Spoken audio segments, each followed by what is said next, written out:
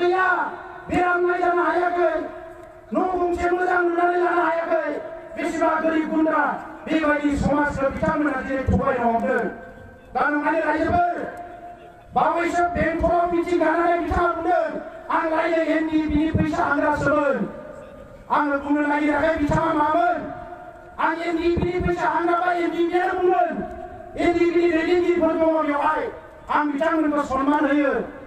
बर'नि रिभलिउसनारिफोरखौ सनमान होयो बिथाङा गावनि उनथिंनि जारिमिनखौ नाय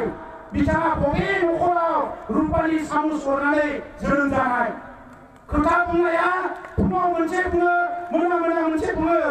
खोथाखौ थिंगियाव खैबार सोलायो हिसाब गैया जबकार बायदि मिनिजायो गुबुन हारिफोरजों खोथा बुंजेनबानो मिनियो गुबुन हारिफ्रा जोंनि हारिफ्राबो बर' हारिखौ बिथाङा लासिंसिं खालामदों बर' हारियाव दिनै लेखा रोङै मानसिनि अभाब गैया प्रफेसार स्कलार पिएइचडि लानाय मानसिनि अभाब गैया लेखा गोरों मानसिनि अभाब गैया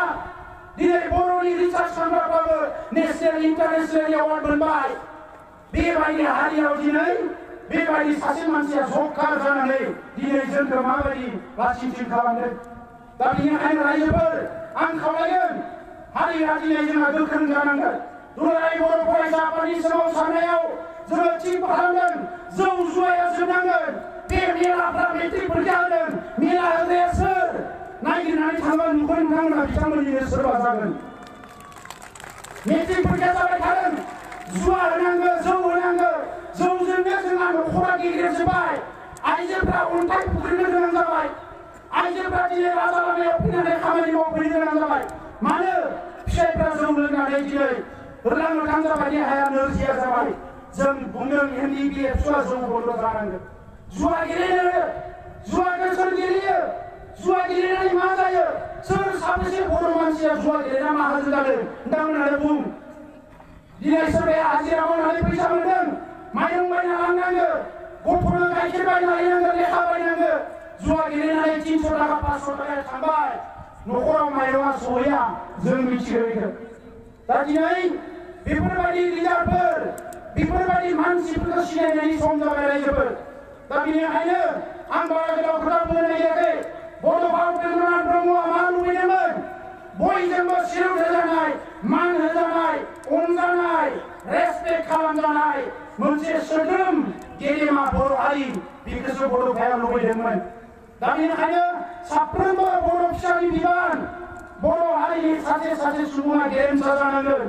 गोग्गो जानांगोन लेखा सोलोंनांगोन आखल आखु दानो हानांगोन जौ जुवाजों गोरोबा जानाय नङा ओरैनोबो जोंनि सुबुं अनजिमाया खम जाबाय क्वान्टिटिजों जों देरहानो हानाय नङा रायजोफोर ओंखायनो क्वालिटिजों देरहानांगोन ओंखायनो सासे बर' फिसाया बियो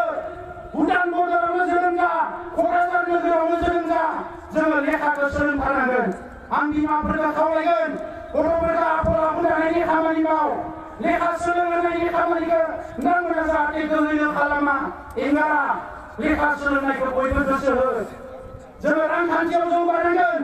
मालायफ्रा फैनानै जोंनि सेर सेर बेसेबांबा जौगाबाय बेफार फालांगिया जोंनि आखायाव गैया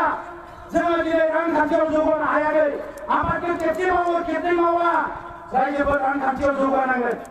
बड'लेण्डआ माला मोनगोन माला मोना बियो मोनगोन नाथाय दिनै जाय हारिया खस्थ' खालामो हार्ड वार्क खालामो खामानि मावो बेसो जौगानो हायो ओंखायनो आं नोंथांमोनखौ खावलायगोन जोंनि आइजोफ्राथ' जेसेबां गोख्रोंखा हौवाफ्राबो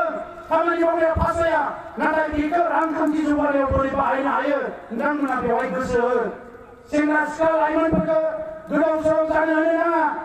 बिसोरो दिनै आदा ससेयावनो लेखा गारनानै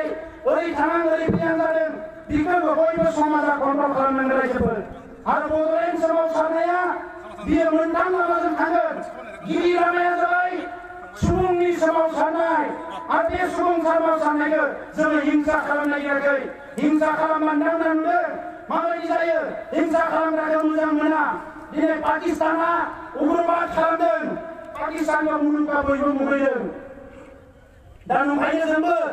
हिंसा खालामालासिनो गावनि हायाव गावनि मोन्थाइखौ मोननो थाखाय गणतान्त्रिक भाबै जोङो सोमावसारनांगोन आरो दिनै बर'फ्रा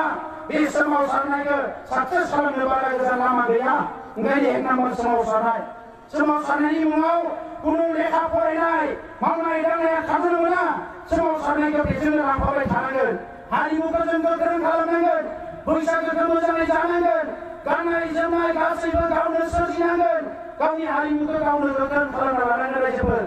दा ओंखायनो सुबुं सोमावसारनाया गिबि लामा, नैथि लामाया राजखान्थि। नांनांगोन बिएससि मोननो थाखाय इलेक्सन गेलेनांगोन, बिटिसि मोननो थाखाय इलेक्सन गेलेनांगोन। ओंखायनो एबार नैबे बड'लेण्ड जेंनाखौ सुस्रांनो थाखाय फैगौ 2019 मायथाइयाव जोंनि सोमावसारग्रा हान्जा एबसु, एनडिपिपि, एनडिएपि, इउपिपिएल, पिपुल्स इलेक्सन कमिटि आरो गोबां आफादफोर खौसे जानानै 2019आवबो इलेक्सन गेलेनांगोन। जोंनो एमपि नांगौ दिल्लीयाव। बिथांमोना जोंहा बर' एमपि दङमोन। जोंनि राजखान्थि हान्जानि बड'लेण्ड दाबिखौ लानानै बिथांमोना खोथा फंसेबो बुङा। खोथा फंसेबो बुङाबा जेंनाया बोरै सुस्रांजानो? गोदो जोंहा एमपिआ देरहालांदोंमोन। सानसुमा खुंगुर बसुमतारी, इउजि ब्रह्म घटना होदोंमोन, रायज्लायदोंमोन। बै समनि अटल बिहारी बाजपेयी, बै समनि माखासे दैदेनगिरि एलके आडवाणीमोनजों बिटिसि एकर्ड जादों।